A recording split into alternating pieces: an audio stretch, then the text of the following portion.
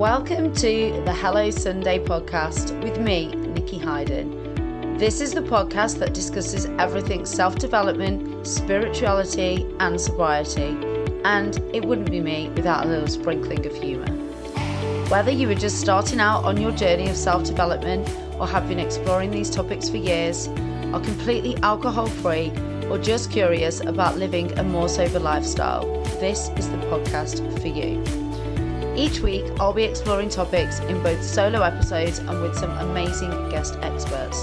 So, if you like what you hear, then please subscribe, rate and review. So, with that said, let's dive into today's episode. Hello, welcome back to another episode, another wonderful episode of Hello Sunday. I hope you're all doing brilliantly. I'm so sorry, guys, that I wasn't here last week. I did put a post on my socials the middle of last week just to say that things have got a little busy and I was going to have to take the week off from recording. I just couldn't make it work within my calendar. There's just been a lot going on, and I did put a post on my Instagram and the podcast Instagram, but I think a couple of you missed it, and then I got some really sweet messages just saying, is everything okay? Where's the podcast? Just checking in. So always appreciated, and yeah, very grateful that so many of you care. But we're back this week. So yeah, do you know what? I just had to practice what I preach, in essence, last week. We got to halfway through the week, and I normally put in time in kind of around about Tuesday, Wednesday to record. It's the day that my husband is normally in the office. I have the house to myself. I can really think things through, and I've normally chosen a topic or made some notes before then. But last week was a bit of an anomaly because he was at home a lot more and we just had a lot more on. I had after work commitments most evenings. We were going down to the Midlands to see my family on the Friday, and then heading over to his gorgeous mum, so my mother-in-law's surprise 65th birthday on the Saturday. And I just felt so rushed. And it was really a choice between, do I just put something out there that is probably rushed and not very well thought through just for the sake of continuity and consistency? Or do I practice what I preach? Take a break this week. No one's going to die. No one's going anywhere. Your listeners aren't all going to leave and never listen again. I mean, we're not Diary of a CEO yet, are we, guys? Yet. So I decided to do just that and take a break. And actually, do you know what? It kind of informed my thoughts and the topic for today, because I do want to talk about taking a break, taking a rest, and just knowing when it's time to take a backseat or to slow down.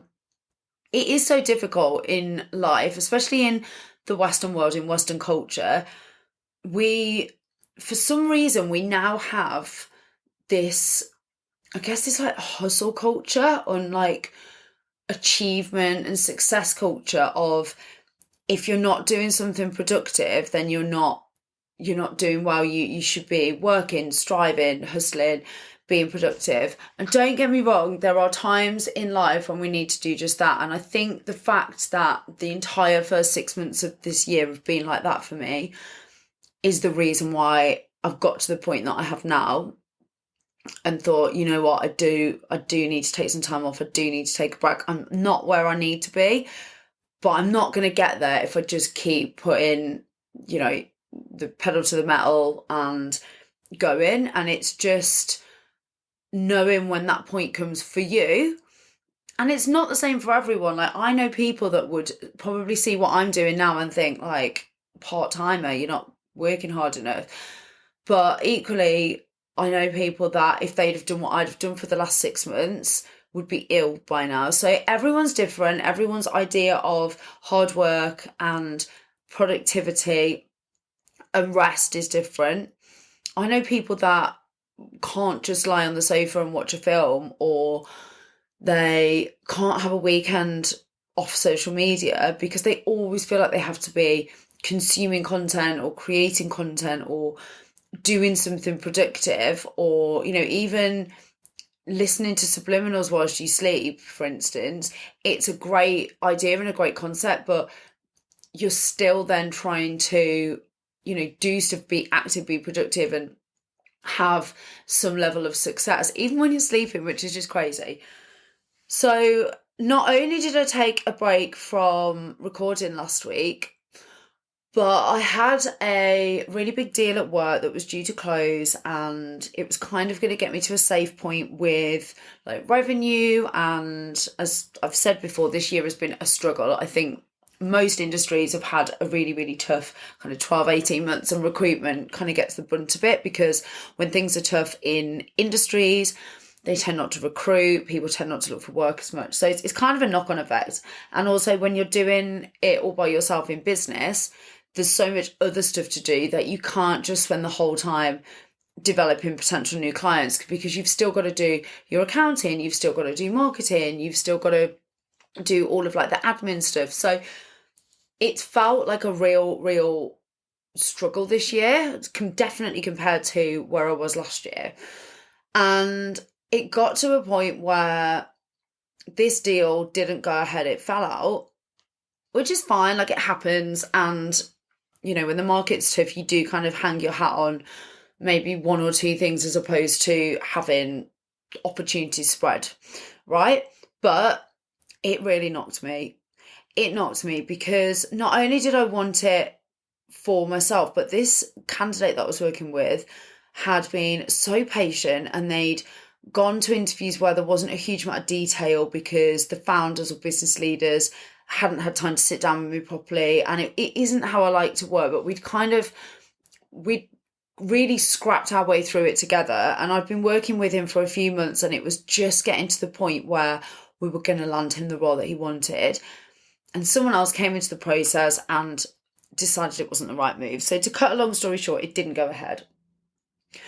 And it did really knock me. It kind of made me question like my ability and my self-worth, which is crazy because I've got 17 years in industry and had an amazingly profitable business in my first year. But there's no rhyme or reason sometimes to how things can knock you. I've had friends that have been in serious relationships and come out of them and done a whole heap of self-worth work and self-development and worked on their confidence and literally felt like a freaking queen. And then the next time that they have somebody let them down or cheat on them, or it wipes your self-worth again. And it's so easy to go back to that place. And I think this year I've just felt like I've been constantly striving, and consistency has been the absolute word of the year. It really has. And with my fitness and with the business and with home life and just everything has felt like I've been really pushing. And when I say home life, I don't mean my marriage. I mean things like, the upkeep of the house and getting little things done and jobs done. There's always something, right? And when things are going well, you don't really tend to care. But when everything feels like a bit of a struggle, it's almost like that one more thing. So last week, this deal fell out, and I was talking to a friend about it, a friend that I've known for a long time. He's got his own recruitment business as well, but down in the Midlands. And his industry is struggling, but probably not so much as what mine is. And he just said, like, why don't you just take a few days off? He said, you're going to Lisbon, as you guys listen to this today, will actually be in Lisbon on our final day, if you're listening on the Sunday that this comes out. So he said, you're going to Lisbon for a few days, so why don't you take some time off before that, recalibrate, and come back, feeling really rested and ready to go for the second half of the year. And immediately my little guilty brain was like, time off? I can't do that. I'm not where I need to be. I haven't got to a point where I feel like I can reward myself with that. Do you know what? Even just saying that, it makes me feel really sad. It makes me feel like, why do I feel like I need to reward myself with time off? Like, time off is something that we need as humans. That rest is so imperative. And I've been talking about this and preaching this and teaching this for so long. And he just flipped it on me and made me realise that this is the point when I need it the most. And this was the point when I was the most resistant to actually taking a break. So this was like last Thursday. I was like, okay, well, I'll take tomorrow off. I'll take Friday off. And then I'll work next Monday, Tuesday, Wednesday. And then we were going away on the Thursday. And he was kind of like, okay, yeah, if that's all you can give yourself. And then do you know what? Over the weekend, I thought about it and I thought, no, I need this break. I need this time off, not only for my own like mental and physical health, but also for my business, for my motivation, for my energy levels. And it was pointless doing 2.5, 3 days work before we go away, because you kind of get, that momentum going only to have to stop again. So I made a list of all the stuff that I'd like to get done in the break. And when I say a list of stuff, I don't mean like, cleaning out the garage and painting the house or anything like that. Those are jobs that I need to do at some point. But this was intentionally to like reset and get my mind straight for the next half of the year, and then go away for 4 or 5 days with my husband for his birthday, have a little break in the sunshine and come back rested.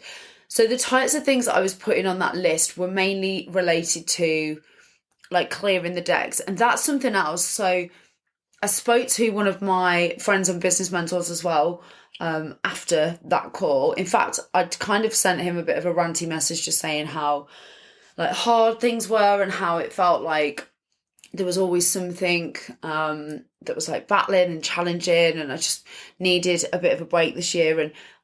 And he was like, look, why don't you do like a big declutter of everything?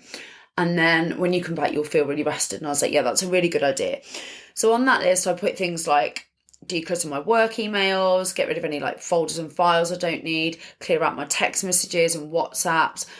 And it just really took me back to all of the decluttering episodes that we've done. One was with the amazing author of Fuck You Chaos, Dominica, who was like a super, super early guest on the early days of the podcast last year. So if you haven't listened to that episode, I highly, highly recommend it.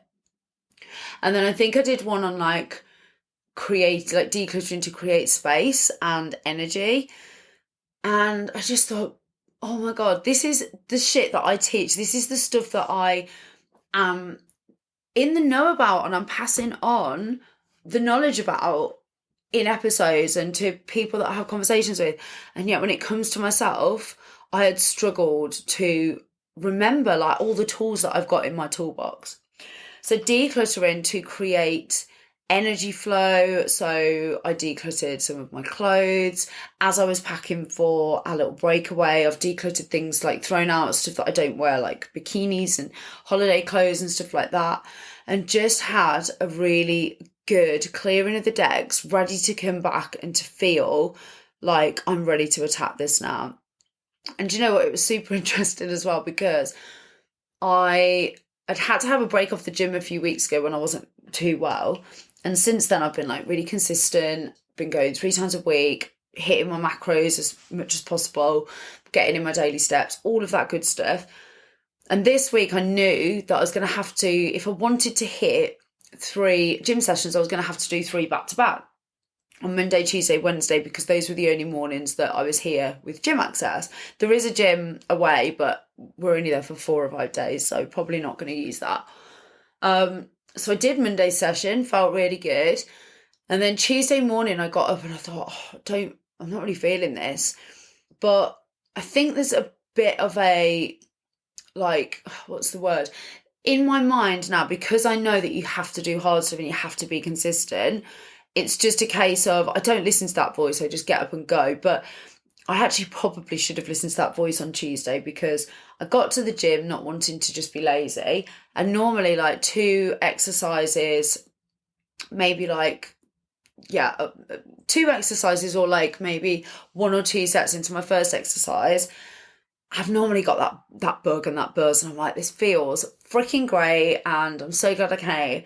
And I just didn't feel like that. I felt like lacking in energy. I felt, for any of the girls that are listening to this, I don't have a regular cycle because I'm on hormonal contraception, but I can only liken it to that week before your period when you are feeling just really drained and lacking in energy, and like you just physically can't lift as much. That's what it felt like.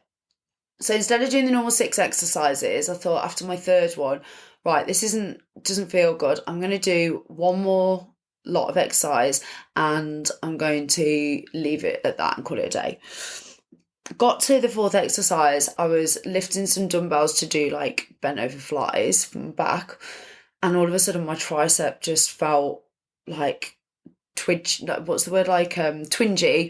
and I was like, oh no. So I had to put the dumbbells down, and I just thought, this is somebody up there or something up there telling me not today. So I left and I came home, and I just think, you know what, you need to listen to those signs. I am always preaching, listen to your body, listen to the signs. And do you know what, this week I've not done that. It's taken other people to remind me that sometimes we just need a break. And it got me thinking, there are so many occasions and so many times and so many different circumstances in life where we think it's all or nothing. We think we either have to be giving everything or like sleeping, or we don't realise that there's another choice, that there's another option. So like this week, for instance, I've kept things ticking with the business that I've got on and the commitments that I had in my diary, but I haven't done anything new. I haven't put any big energy into outbound. That's been enough to be able to free up some space to do the other stuff that I've needed. And there's a choice with most circumstances and most occasions. And this, it brings me to think about alcohol and how before I changed my relationship with alcohol, for me, there wasn't a choice in, like, it was either drink and feel like shit and struggle, or that was it. There wasn't, or don't drink at all, be a non-drinker. I didn't realise that for me, and this is not, I'm not saying that this is possible for everyone. If you have a dependency or you have, alcohol misuse, the idea of just cutting down or changing your relationship is really difficult. And actually, I think for a lot of people in those instances, there is only one option, and that is that you do have to, in the right way with your doctor's advice, is completely stop. But for me, and I think for most people growing up in especially the UK, it was never an option or never a thought that I could just take a break, change that relationship, change my approach or process, and do it a bit better. So last year, when I had that 100-day break at the beginning of the year, that was the first time in my adult life that I had ever not drank alcohol for that length of time. There was always something on and there was always an excuse. And when I didn't drink, when I had a break, it completely reset my thinking and my thought pattern and my ability then, when I did want to go back to maybe drinking socially on occasion, to make the choice. And not only make the choice, am I going to drink or not, but make the choice of, I just always drank doubles. So now I drink singles if I go out. I always just drank as quickly as everyone around me. Whereas now I can take like an hour over one drink and everyone around me's ordered their second and third, and I can control it a lot more. I can check in with myself in the night. I can decide how I want to feel the next day and really plan my night around that. And all of that was only possible because I took that break. If I hadn't have interrupted that pattern, taken that break and taken stock of what I wanted the outcome to be, that wouldn't have happened. Similarly, if you're into going to the gym, it's advisable that after every workout, block, so you'll do maybe like 8 to 12 weeks in one particular block. I normally do 12. It's advisable to take a rest week where you might do active stretching or yoga or outdoor walks, but you don't go and lift because your body needs time to recover. And we all know this stuff. It's not unfamiliar. It's not something that we would struggle to get our head around. So why is it so difficult that in everyday life that we struggle with it. Why was it last week that I couldn't see I was getting to the point of burnout and that I needed a break? Why did it take 2 other people who weren't even physically in the room with me to tell me that? So I want you to think about, where in your life do you need a break? Now, I get that it's not always possible. I get that if you don't have great childcare, for instance, you can't just palm the kids off onto anyone. I get that you may not be able to take a break from work if you have annual leave that you have to take. I'm very fortunate working for myself that I could just take this time off and there's only me that I have to answer to. But is it possible to maybe take a weekend off social media without your phone and just really connect with those around you? Is it possible to ask friends or family to have the kids for a night so that you can go on a date night, or just lie around in your pajamas eating ice cream? I listened to another podcast a few weeks ago, and this lady had dialed in. What is this, like an 80s talk show or something? She'd emailed in and she said that she, once every maybe 6 months, she will act like she's going to work. Her partner will go to work. She'll drop the kids at school, and then she'll have booked a day's annual leave, and she'll come back to the house and just lie around and watch Netflix in her pajamas and have a couch day. And she said, I don't tell anyone that I'm doing it. I don't answer any of my phone calls. I don't even tell my husband. I just do it. And that's what she needed to reset and just have that time. And I don't know why it is that we feel so guilty. I think we see people on social media and in our circles, and it looks like everyone's doing so well, and you feel like you've got to keep pushing and pushing and pushing until you get to that point. But eventually you're going to get to burnout, or you're going to get to a point where things have changed and there's no point of return, or you hate your job, or you've burnt bridges with your partner. There's needs to be a point where we can look at things, and maybe it will take somebody else to tell you, like it did with me. But if I'm talking now and you're like, yeah, do you know what? I know where it is that I need to take the break, whether it's the gym, whether it's your job, whether it's your relationship, dare I say it, whether it's family commitments and the kids, whether it's from your partner's family, there will be something for nearly every person listening now that, as I'm saying, you need to take a break and take a back step, that you'll be thinking, yeah, that's where it is. And those things that come to mind straight away are normally the place that you need to focus. It's that analogy, isn't it? That you draw the arrow back, and whilst you think it's going backwards, it's actually creating the momentum to propel forward. And that's how I feel now. And I'm hoping when I come back from Lisbon that I'm going to feel refreshed and ready to attack that second half of the year with energy that I wouldn't had if I'd have just kept pushing. And I do utilise my weekends. I do have downtime. In fact, June, we hardly did anything at the weekends. But actually, it's during the working week sometimes. It doesn't matter whether you've had 2 days every week as downtime at the weekend.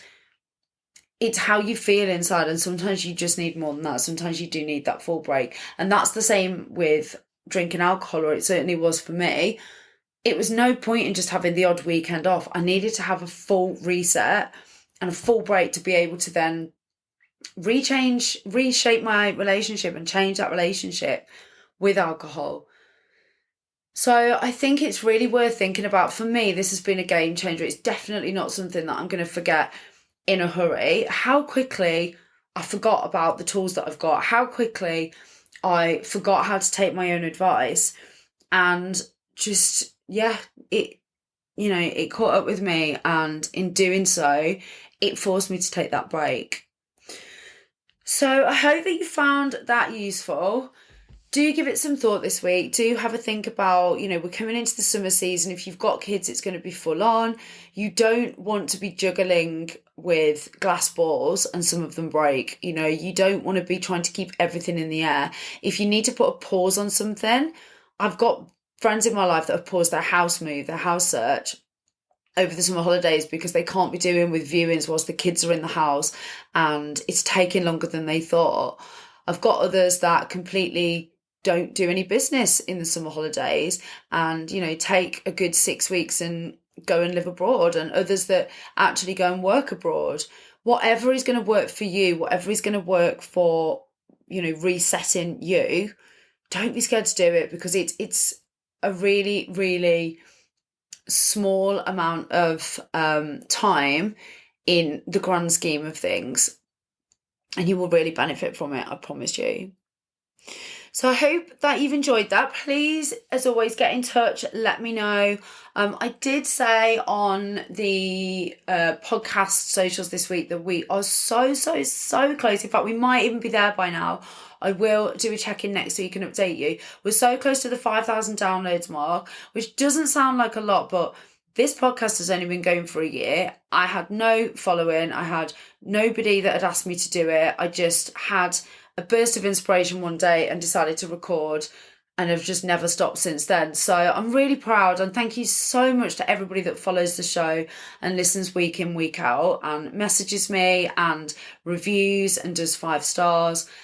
Please do follow it on whichever platform you listen, and share it with friends. Get more people involved. The more people that we can spread this to and share it with, that is exactly how we gain more people into our little crew. So I love you all very much, and I will see you next week. Thanks for listening. You can find us on Instagram at HelloSundayPod, or you can email us on hellosundaypod@outlook.com. Have a great week.